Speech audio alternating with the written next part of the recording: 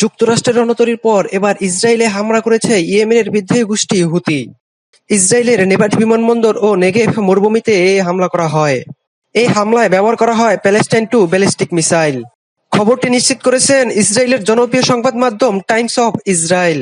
যুদ্ধবিরতি ভেঙে প্যালেস্টাইনে একের পর এক মুহুর্মুহুর হামলা করার প্রতিবাদে এই হামলা করা হয়।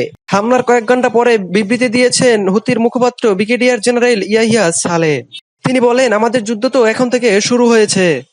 ইসরায়েল যতক্ষণ না পর্যন্ত প্যালেস্টাইনে হামলা বন্ধ না করবে ততক্ষণ পর্যন্ত এই হামলা চলতেই থাকবে। এই হামলার কিছুক্ষণ পরপরই ইয়েমেনে আবারও যুক্তরাষ্ট্র হুতি বিদ্রোহীদের লক্ষ্য করে হামলা করেছে। এই হামলার মাধ্যমে আরো 13 জন নিহত হয়েছেন। যুদ্ধবিরতি ভেঙে ইসরায়েল একের পর এক প্যালেস্টাইনে হামলা চালিয়েছে, আর এতে অনেক নারী ও শিশু প্রাণ হারায়।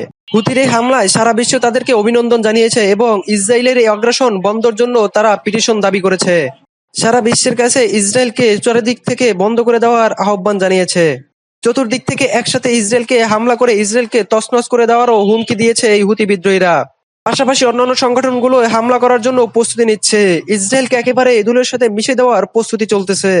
খুব দ্রুতই আরব বিশ্ব মিলে ইসরায়েলে বড় ধরনের হামলা করার পরিকল্পনা করছে।